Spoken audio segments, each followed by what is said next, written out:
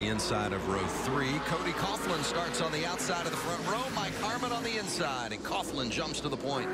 15-lapper here in the last chance qualifier. There you see Pierce all the way down next to the inside wall. They're going to be 3 or 4 wide on the back. Hadn't seen anybody make much ground down there, but he's able to get around the 49 of Wendell Chavis. And you can see he's working on Harmon. Big couple of corners for Pierce. Some progress down there. Can he get up in front?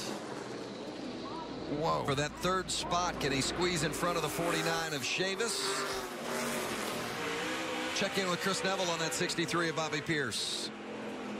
Well, Vince, it was definitely nervous times for this team. They weren't even sure if they were going to make this last chance qualifying race, but they finally got the car pushed, or the truck pushed out right before everybody was getting ready to go on the racetrack. And I checked in with crew chief Rick Wren. He said, I made some adjustments to it. It's definitely going to drive different. You can see right now, it seems to be working for Bobby Pierce. Now Pierce goes to the top trying to get past Chavis, and Chavis comes through with the crossover for third. And Norm Benning right there in that 6 truck down on the bottom. Pierce jumped that cushion, Vince, off turn 2, and Chavis took advantage of it. He slipped between the wall and Benning there to grab the spot back. Got one spun around the front stretch here. No caution yet. That's the 10 of Ray Cicerelli. You heard the spotter talking about spinner there on the front stretch. Back and going again. Stay green. Cody Coughlin continues to lead this last chance qualifier. What about Corbin Forrester in that second? Yep. 0 truck? Nice run for Corbin.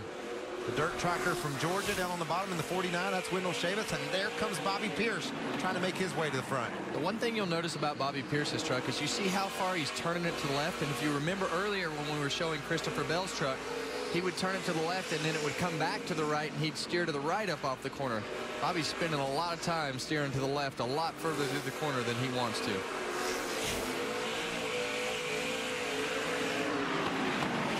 Pierce is working hard as we come to lap 7 of 15.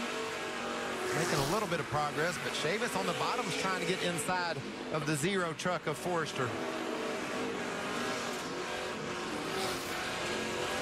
Pierce going to get that spot around Forrester, and in the process finish off Chavis as well. So Bobby Pierce moves into that second position.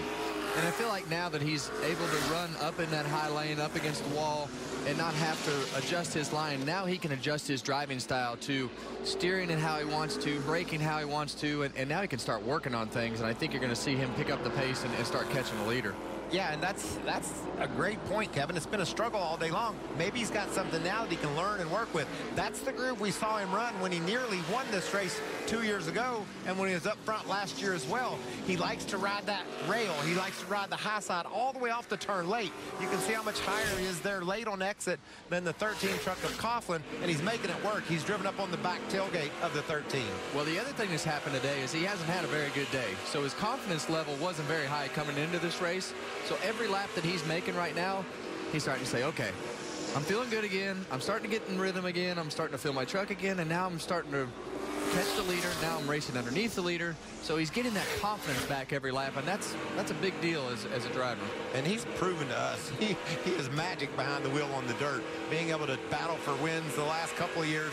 Now he just needs to see what he can learn here in this race that he can apply to the feature. But you know how fast you can question yourself. Even if it's gone good for 2 years, you can have, 2 races and you'll be like, man, what's going on here? Maybe I'm screwing something up. Bobby Pierce continues to chase Cody Coughlin for the lead here in the last chance qualifier. There's Coughlin on the inside of that 13, and Pierce going around for the lead. That's just knowing how to dirt race right there. He put his truck up in places that we haven't seen anybody run yet. That high groove really late on the exit made it work.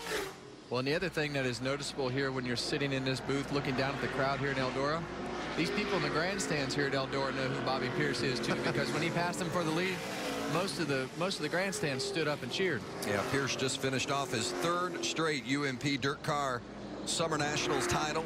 The 25 race series, they run it in a month's time. I mean, it's racing almost every single night, and Pierce won 5 races during that stretch. And he is one of the most accomplished dirt track racers in America, and the truck series Fortunate to have him here at Eldora this weekend again, the third year in a row. Our own Kenny Wallace got a victory during that stretch as well. So when Kenny tells you what the track's doing and what these competitors are thinking, believe me, he knows. He's been out there racing with the best and beating the best. But you know what I was thinking, Vince? Remember last year, 2 years ago, when he was trying to win this race, the whole back of that truck was hanging off of it. Maybe he just needed to bend it up a little bit to get more online. The final lap for Bobby Pierce in the last chance qualifier.